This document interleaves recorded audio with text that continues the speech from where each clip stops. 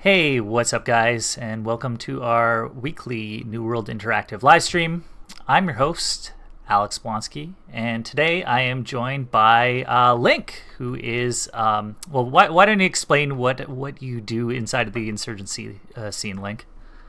Yeah, absolutely. Thanks for having me on, Alex. What's up, guys? Yeah, my name is Link. I'm one of the co-founders of the DGL, the Digital Gaming League, and we've been going strong for about 3 years now, and we host a lot of the competitive needs for Insurgency. We were just a bunch of competitive players, and there was no league, and we kind of started it up, and now we've got almost 30 teams going strong right now, all anticipating Sandstorm.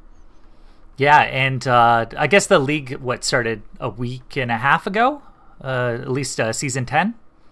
Yeah, So you guys just started. So you guys are on your 10th season, and you've been doing organizing, occasional casting, and playing weekly, right? Yeah, it's pretty much a full-time job. Playing, casting, organizing, adminning. I got a bunch of people to help us, and the community is really awesome. You know, super competitive, but they're really awesome in helping out and getting everything going. So how did you originally get into the insurgency side of things? Like, were there other FPS games that you were playing at the time, or did you get it on sale or that sort of thing? Yeah, so I started playing Insurgency in early access in 2013, and back when I was a kid, in 2004, I had played a game called Hostile Intent. It's a small mod, Half-Life mod, where there was iron sight shooters.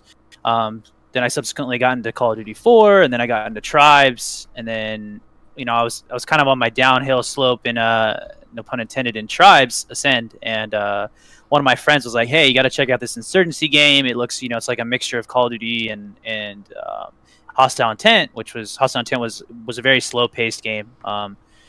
And I checked it out, fell in love with it. I've been playing pretty much nonstop since 2013. It's just been a very interesting. It's been an interesting and awesome journey, just seeing how far the game has come, and I'm really excited to see where it's going, especially now, like with Sandstorm coming out and you guys announcing, that you guys are going to focus a little more on competitive. So it's super stoked for that. Yeah, and how do you think the competitive scene has evolved over time since you started playing it or organizing within it? It's nonstop evolution. It's pretty crazy.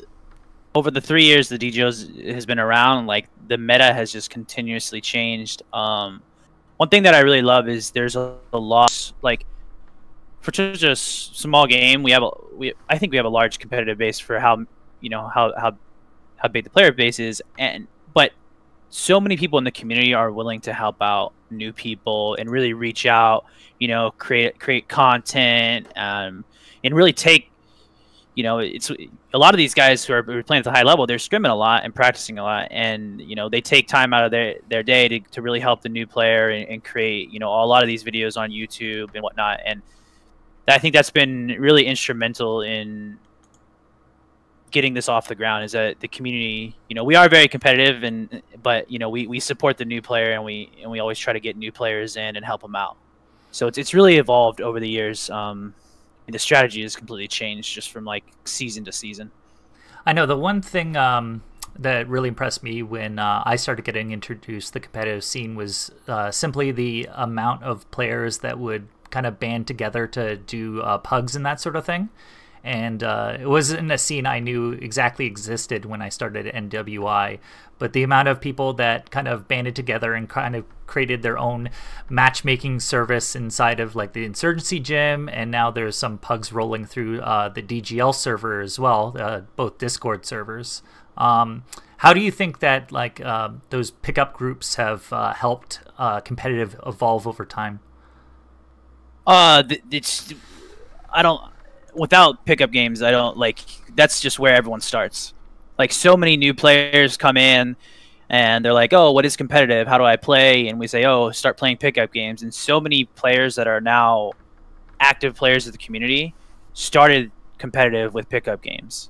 It's just been yeah, without pickup games, that there would almost be no competitive scene. Especially, there was a little lull in competitive with the DGL, and things got really picked up from the gym, and brought just all these new blood events and stuff like that. Yeah, pickup games are super important, and everyone should try it out.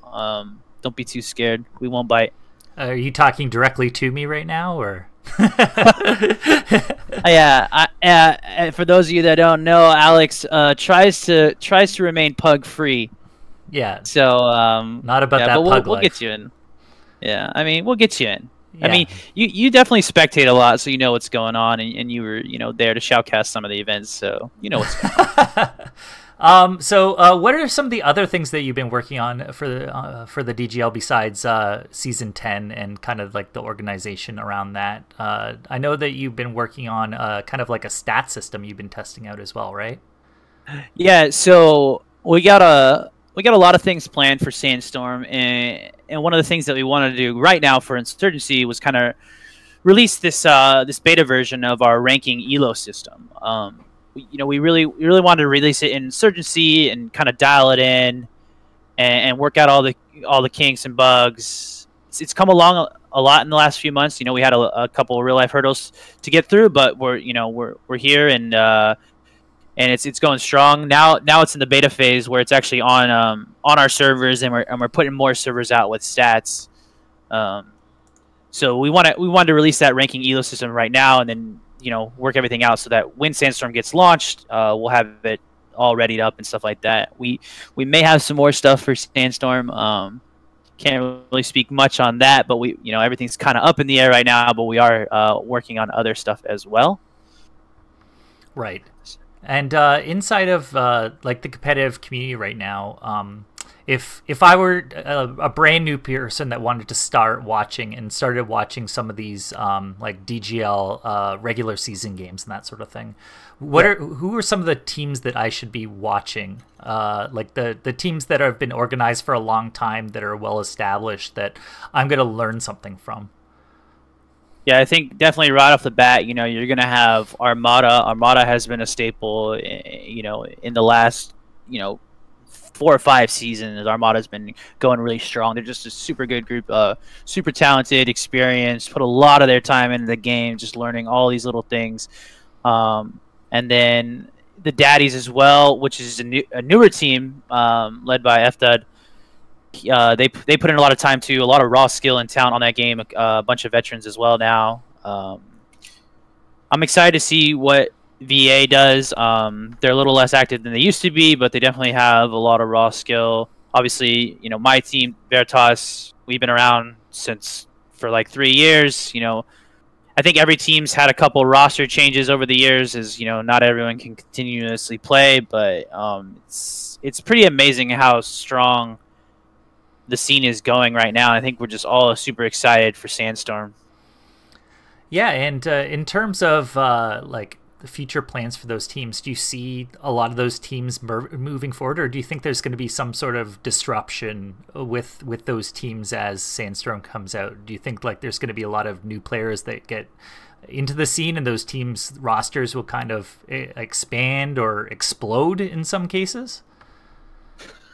I think that is definitely a possibility. Real life happens, right? And people need to, rosters will change. But I think that a lot of these teams will move on to Sandstorm. I think that's why you've seen such a big influx of competitive players and people coming back to the scene, is because they want to get ready for Sandstorm. It's matchmaking in Sandstorm and competitive play being focused on. Everyone's super excited.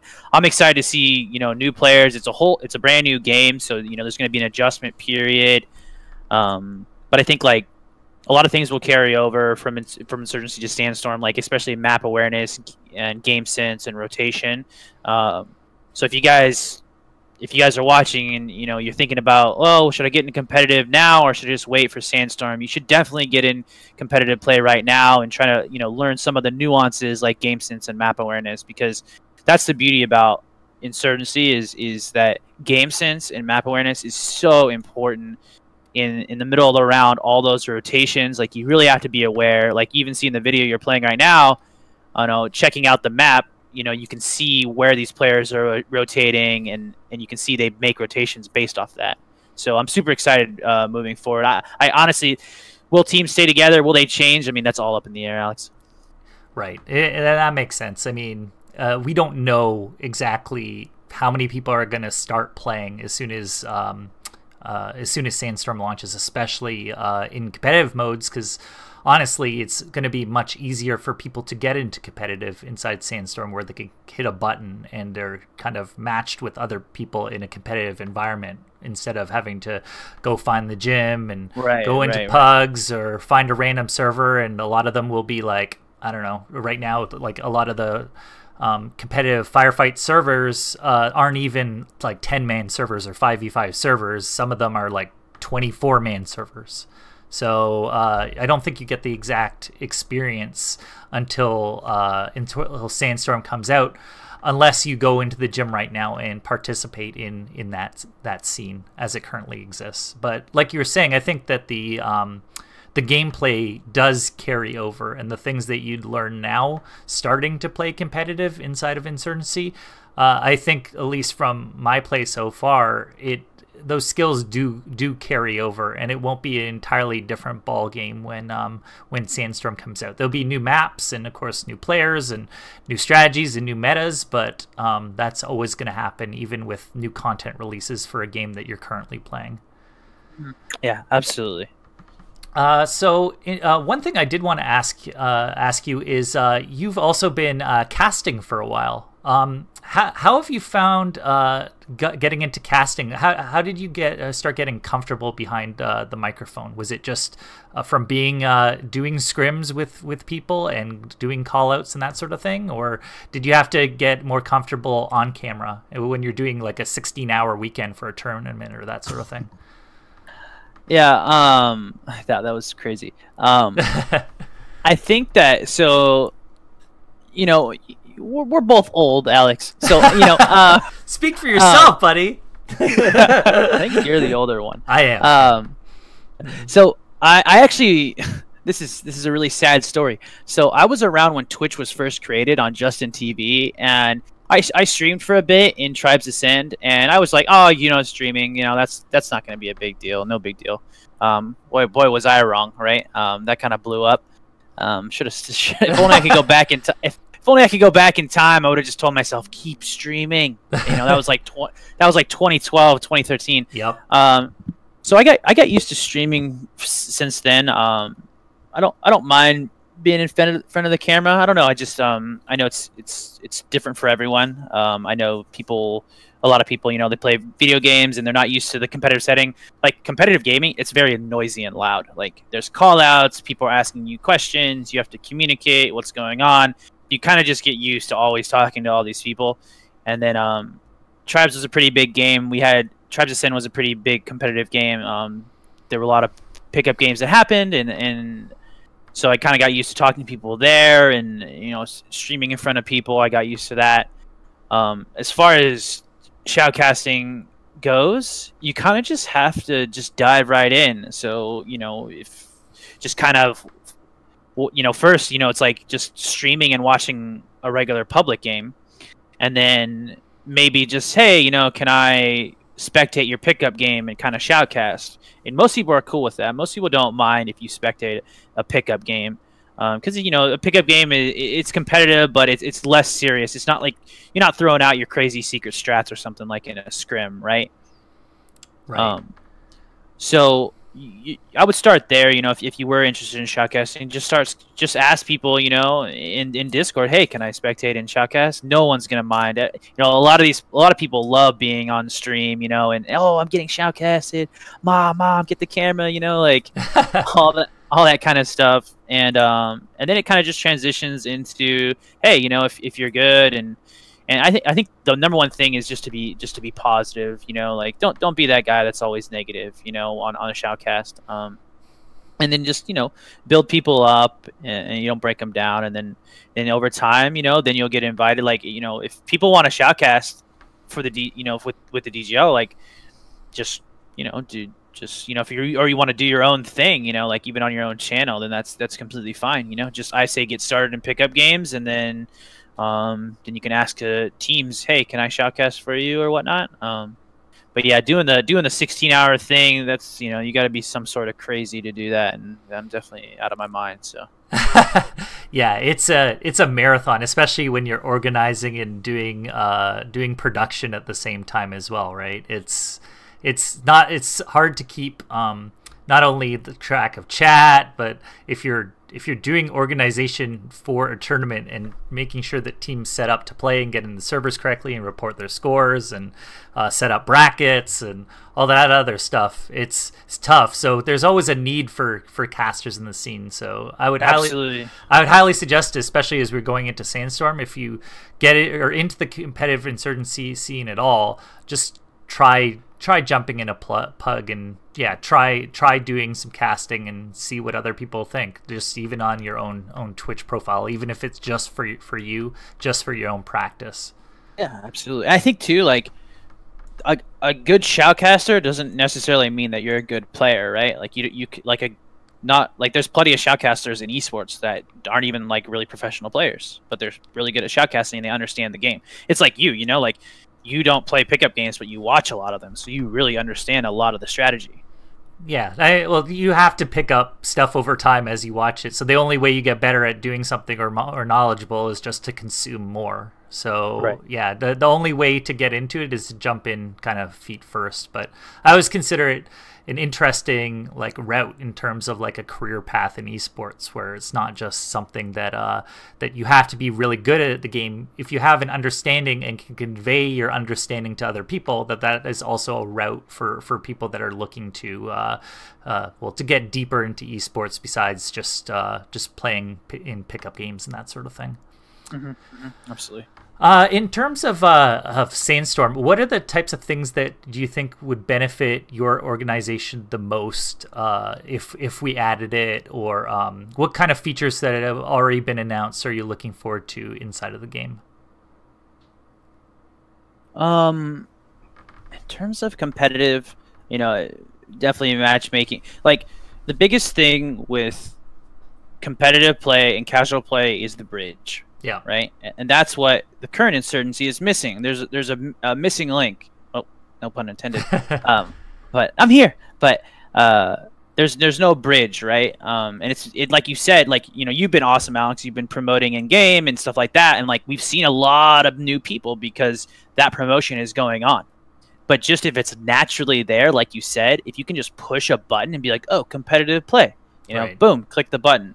And I think that bridge, just being able to push a button and know that there's competitive play, and then coming on Reddit, Googling and competitive Sandstorm, like that's going to be we're going to see a huge influx of players right there, because the bridge is much easier. Like it's much easier to go from casual player to competitive player. So I think that's awesome. Yeah. I think, go ahead. Yeah, and I think what you're saying is like the people that make like YouTube videos and that sort of thing. I mean, there's a lot of time that you have to invest to actually learn the game. And when people are touching the game and kind of get to learn it organically while they're playing the game mode, it comes more natural than somebody sitting there and watching, let's say, an hour training session or that sort of thing. I think you pick that up a lot more as soon as you get into a 5v5 game mode and just start playing it. Right, absolutely. As far as new things or things like, definitely like the X-ray mode, where you can see players. I'd like to see kind of the spectating mode emulate a lot of the Counter-Strike Go. I really love in Counter-Strike Go, and I know I've said this to you, and everyone is like seeing the player's line of sight, like with a little blue or red laser, just for the spectator. It's so awesome because you can just you see the laser and you're like, oh, he's gonna cross his vision, like boom, like it's nice when because the audience, you know, is what is the word, omniscient? I don't know the word. Like they know everything. Like it's nice when like the audience can just look and see what's happening, and then they're like, oh shoot, something's gonna happen. So like I think a big boost, aside from what, like, even if nothing's changed, like just the fact that this matchmaking is going to be a huge boost to the competitive play. But if I could have another thing, it would definitely be a little bit of an updated spectating system just to improve the quality of the cast. Because right now you kind of have to click around a bit and use the map, which, you know, I think like getting X-ray mode in Insurgency, like we got that I think a year or two into Insurgency. Yeah. And that changed everything. Like the casts went up, like the quality was just 10 to 20 times greater than they were before. So just like changes like that, you know, being able to have more things on your screen, but also toggle them off for spectating and just making it more enjoyable for the audience to watch. Because I know that like for competitive players, we understand what's going on. Like, oh, we're clicking around and oh, this person's moving here and there. But for a new person, they're kind of like, oh, what's going on? Why are they looking at the map? You know, but the map is so important in Insurgency just so you understand like everything that's going on. So, yeah.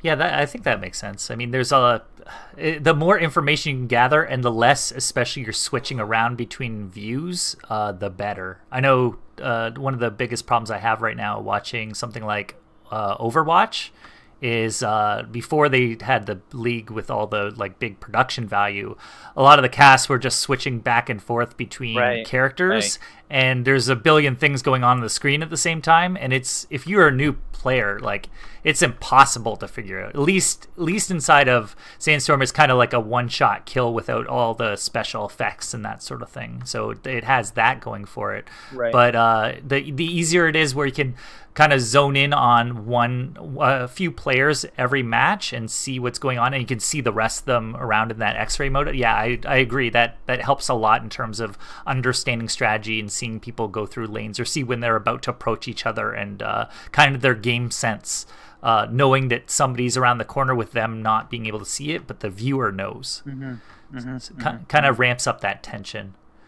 Yeah. I had a question in the chat about if it's going to end up being like CSGO with Firefight 5v5. Yeah, I think like our Firefight mode in Sandstorm and in Insurgency competitive play right now is 5v5. I don't think it would be a good idea to expand it beyond that. Do you, Link?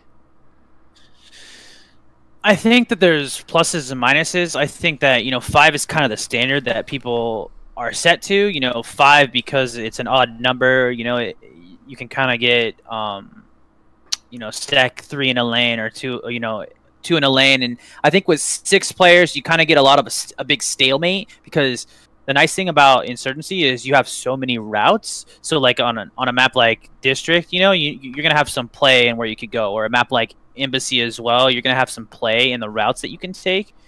Same thing for Market. Now, the more players you have on a map, the more things are covered. So you can't move around as freely. And it's just, you'll see, you know, it'll be just a little, you might see a little slower gameplay if there's more players involved. I think 5 is kind of right where there's enough people to cover enough lanes, but there's still not enough people so that people can actually keep moving around. That was terribly worded, but I hope everyone understood. Sorry. Yeah, I think 5 is a good number. I think that's kind of just the brand standard. Could you see any other game modes kind of pushing towards something that would be more competitive? Like, could you see push being a competitive mode if they made changes to it? I don't like to work in absolutes, so I'm not gonna say never. You know, I as you know or don't know, when I first started competitive Insurgency, which was back in 2014, it was actually, we did the ambush scene, the VIP scene, and I know there's a lot of people out there who want that ambush, and you know, just it's great to push for that. Just don't be too negative, guys, and maybe it'll come. You know, if you're nice. I have no idea if it's coming or not, but you know, everything's up in the air. But I think that for push, we tried it out. We tried push, but it kind of devolved into massive spawn camping, where people wouldn't go for the attacking team wouldn't go for the objective. They would just sit outside of the enemy's spawn and just tick down their waves, like over and over and over and over and over and over and over again. So there's, you know, with, you know, given the game modes that are in Insurgency, like, you're gonna have some spawn camping issues. Like, there's nothing. That's just the way that's just how it works. Like, there's nothing you can really do to stop that, you know. And you can make a million routes out of spawn, but, you know, in a 5v5 push setting, it's gonna be a little hard. If it, in like a 8v8 push setting, things are gonna be a little chaotic. Where, you know, when you have a 5v5 setting, things are a little more organized. In an 8v8 setting, things are a little more chaotic, and it's kind of more like a public server. I wouldn't say that push could never be competitive. In everything that I've tested, 5v5 push, 8v8 push, it just becomes a massive spawn camp. Yeah, I think like I was discussing this a little bit with Code the other day, but having 5 people on a team and organizing 5 people is a lot easier than it would be for, let's say, a 9v9 mode setting, because you have to have 9 players that are willing to play a competitive match at any given time. And the higher number of players that you have in any one of those matches, it just means more organization and like basically a higher bar to entry for any team to be able to get into competitive. And also, the other thing, too, is the thing about competitive, and especially from a viewer standpoint, fast rounds are really good. Like, fast rounds are good because it's easy for somebody to follow. Having a 45-minute round, like, you could tell a story over time, but if the last 15 minutes is just like a blowout, or even the last 5 or 10 minutes is a blowout, that's a problem when you're watching the game. Like, there's a lot of MOBAs I know that it takes 10 to 15 minutes of just sitting in a lane and people not really engaging for that game to even get started. So it makes a super boring experience if you're somebody that's new and you're like, what is going on here? They're just kind of sitting here and killing NPCs all game, you know? Yeah. I think that you hit the nail on the head there with fast rounds. I think, you know, we've come down, like when we first started Firefight, it was like 10-minute rounds, and we broke it down over the seasons. And the thing is that with, you know, those longer rounds, like you said, like it doesn't become fun to watch because people just don't move or do anything, and then it's not fun as a spectator. And if people don't like watching it, then you're not gonna have an esport. You can't, like, you can play, people can play as much as they want, but if people don't like watching it, it's never gonna go big. Yeah, it's got to be easy to pick up and play, but have a high skill cap, and it's got to be easy to watch. That's kind of the esports success model, and why certain games that are especially really easy to pick up and play and watch, like Rocket League, got really big really quick because, you know, it's something that everybody can understand. It's soccer with cars, right? And rounds are typically pretty fast, really easy for somebody to get into. It's pretty easy to see why that's an esport. Yeah, in terms of what is the schedule for the rest of the DGL season? When is the finals supposed to go down? If you remember off the top of your head. Let me see. So I think we're at 6 weeks right now. I actually can pull up the schedule really quick. Let's see here. Yeah, sorry to put you on the spot. No worries. So what we'll do is in April 3rd to be exact, there'll be April 10th. There'll be so we're gonna play a regular season.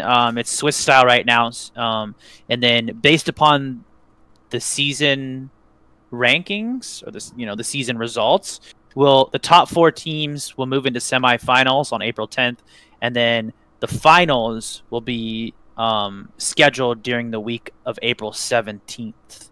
And actually, we're doing something interesting this season. For the first time ever, the finals will be a best of 5. Ooh. Yeah, so usually we do a best of 3, which means you see like you see the same like 2 maps at least every final. This time it's going to be you're going to need to be good on every map for the final. And then teams that are not in the top 4, they'll play one map kind of like as a bowl game, like, you know, like rank 5 and rank 6 will play each other and do map bans, etc., etc. And then usually we have about 2 weeks of rest, and then we got to kind of see we got to see how our timeline is with everything going on. Yeah, I have to see how it matches up with Sandstorm, whether or not like we're at a place where we can, let's say, open test it, and whether or not competitive starts moving into Sandstorm right then, or if it's closer to launch or that sort of thing. But I'd expect a lot of competitive players will start at least trying to play it when they have full access to it. We have had a bunch of competitive players inside of our internal testing and that sort of thing, so they can refine the game modes. But having teams get to scrim and practice on new maps and being able to cast that and show people what it's like inside of the new game will be interesting as well. Yeah, I'm super excited. I mean, as New World has shown over the last, oh my gosh, I've almost been here 5 years. I mean, you guys just keep, reiterating and reiterating and reiterating and working and working and working, for free, basically. And so I'm super excited. I mean, I'm sure the Sandstorm launch is going to be great, but I know that you guys, as proven in the past, will just keep continually, providing updates. I mean, you guys provided free updates for like 2 to 3 years in Insurgency, which is something almost unheard of now. Yeah, it's weird. In an age where games will launch at full or higher than normal retail price and then have ridiculous like pay-to-win models on top of that, and not just like put in a free-to-play model and put it on top of a full paid game. Yeah, it's an oddity. But I don't know. It's probably not something that's the best for our bottom line right now, but it seemed to work really well for maintaining a fan base over time. Yeah, I mean, and I'm sure, and a lot of people like now they only like they paid like $1 or $2 for Insurgency. Yeah. What happened to my $20 I spent? Yeah. What's up with that? No, it was well worth it, absolutely. But yeah, I'm super excited, and I mean, you said it before, right? Correct me if I'm wrong. There will be an open beta, something like that, for Sandstorm, or am I remembering things Yeah, wrong? I mean, that's the goal, right? I mean, we're trying to work and get more people inside of testing. We're opening and closing and opening, closing testing, and we've been inviting more people to our internal tests while kind of scaling back some of the like closed alpha tests that we've had. But eventually we're getting to a point where we're going to have to open up for large testing, so we get all the data that we need. And yeah, I mean, we've always done that where we will release stuff early and get people to test it. So I think that is the goal, if not just to show gameplay for the game, because right now we've had just quick cuts of gameplay and they've been kind of managed sessions. But eventually being able to see, let's say, 15, 20, 30 minutes, an hour straight of in-game with competitive players, I think would be really interesting. And getting community as a whole to start trying it out would be pretty cool too. So we still have some time, and we've got a lot more internal testing and that sort of stuff to do, but I think the goal is eventually to get there. How that ends up working out and how long it is and all the platforms it goes on is still up in the air, depending on all the stuff that we run into. We're constantly balancing the time of release versus features put in the game. So of course we're going to keep on adding stuff after release, but yeah, it's important to have that balance. Right. Yeah, absolutely. And like you said before, and a lot of people don't know, is like Microsoft and Sony have a very strict policy for letting games onto their systems. So you have to submit super early. Yeah. So. And in general, like you see that a lot. I know I mentioned on your cast before, like the first day patch thing, we've seen it as a big negative, but honestly, it is something that you kind of have to do. Otherwise, you're wasting like a month or two of development time. There's still development that goes on the background after you do a gold version of something that you don't want to waste and not get out to people. So yeah, there's day one patches, but most of the people end up getting them because they're playing online anyway. And if you're buying Insurgency and not playing online, I don't know exactly what you're doing with it. Hey man, co-op maybe. Yeah, there is a stalwart group of co-op players as well, but the majority of our players still play online, which is cool. Yeah. I did also want to ask you about Sandstorm in general, and all the especially the stuff we're adding to game modes that are outside of competitive. Could you see like airstrikes and that sort of stuff be able to be balanced in a competitive environment, or is it just too much let's say like random bombs and that sort of thing for it to be something that is that's pushed into competitive? I know playing some of these other game modes inside of Insurgency, I always think that like, well, people could try it as a competitive game mode, but when there's airstrikes and that sort of thing, you need a lot of players, and B, you kind of feel there's a bit of randomness that comes into whether you lived or died as well. Would you share that sentiment? I think so. You know, the DGL, we're you know, we live up to what the community wants. So, and we always we do votes, you know, by the team captains, and that way we kind of get everyone's best interest in there. My own personal opinion, unrelated to the DGL, is no, absolutely not. Like, so I played Call of Duty 4 Pro Mod for years, and they removed all, you know, in the beginning there was PAM4 and they had perks and stuff, but eventually, and when Pro Mod was released, they got rid of all the perks and all that stuff. But since the very beginning, there were no kill streak rewards and stuff like that. And I know that there's no kill streaks in this, but airstrikes and stuff, it's a little bit too gimmicky.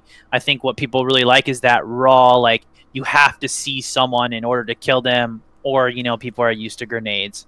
But that's why, like, I think that before airstrikes would have to be allowed, I think that you'd see C4 and RPGs have to be allowed. And people don't like C4 and RPGs in Firefight because you can just clear an objective so easily. Like, you could just throw C4 down, walk away, wait till it blinks, and then just left click and get, you know, free kills. Right. And so I think that's my personal opinion.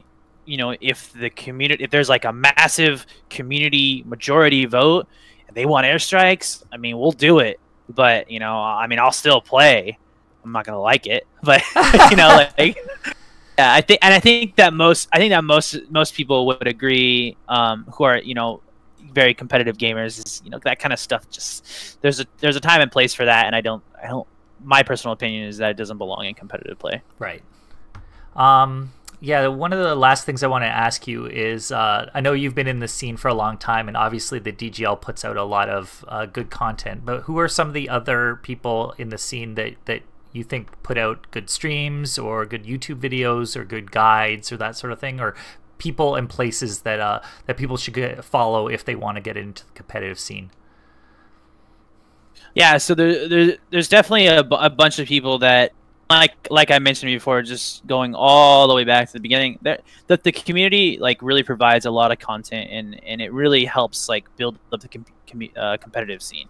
You know, when you're a new player, you can go search on YouTube competitive nades for station, or, you know, district or market or whatever, or strategies. I know I have like an hour-long workshops on 4 of the maps. You know, that's what really builds up the community. And some of the people who are really standing out, especially more recently, is definitely, you know, Jims and Lord, you know, Quode and Snailman.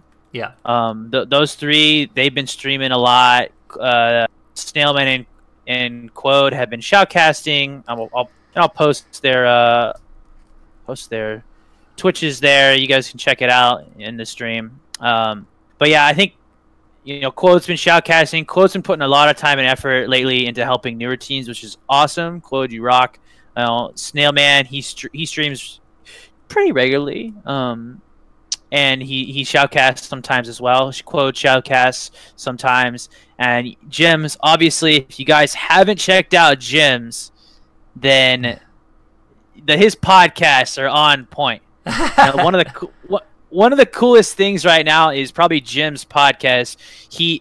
Jim's is a competitive player for Armada. He's actually on the team that you're watching right now. Actually, you can see him right there, Jim's /Jock Squad. Yep. Get jocked.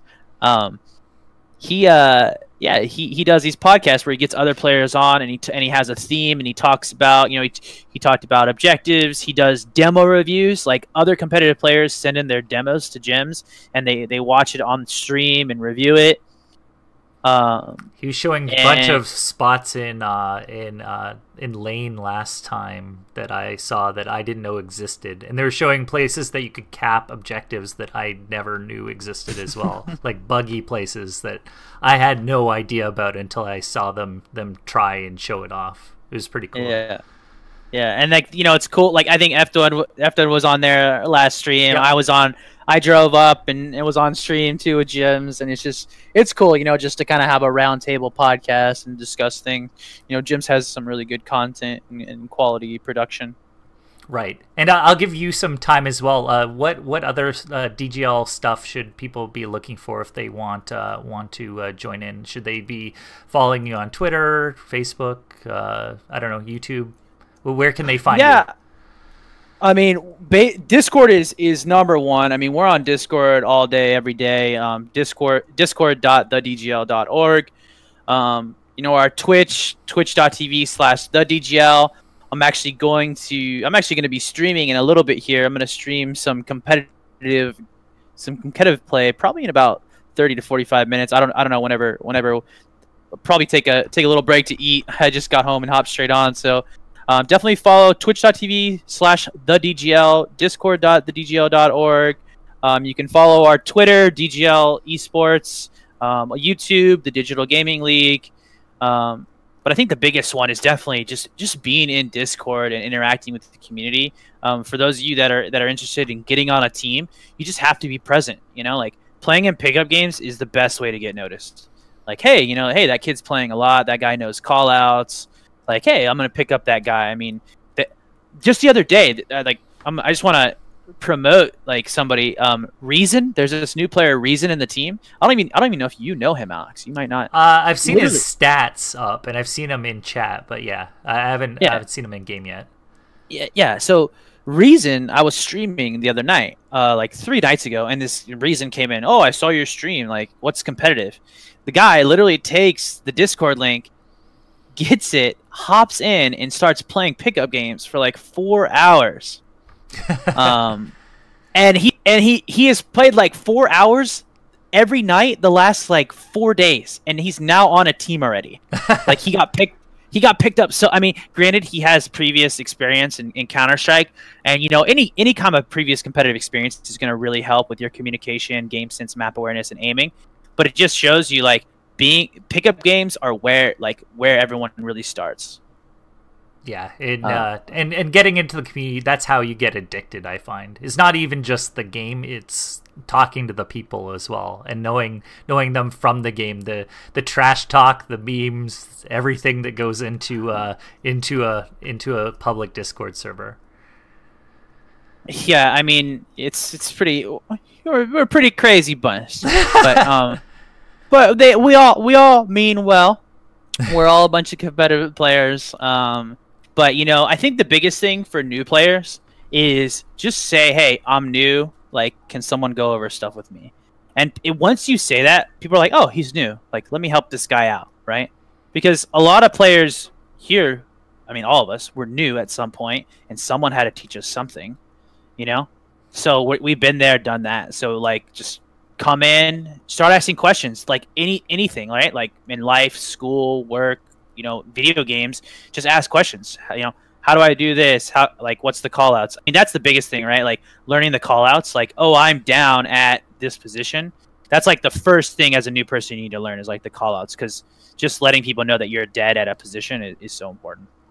Yeah, you don't want to be the person that's kind of sitting at the sidelines and not saying anything, because that's usually the worst possible scenario and the thing that you get yelled at the most inside of a pickup group. There's not much yelling to be had. What? But, we don't what yell? Alex, don't tell them these things. I don't hear much negativity and yelling, but the only times I ever had is when somebody's not talking, even people that know the game for a long time and just decide not to talk.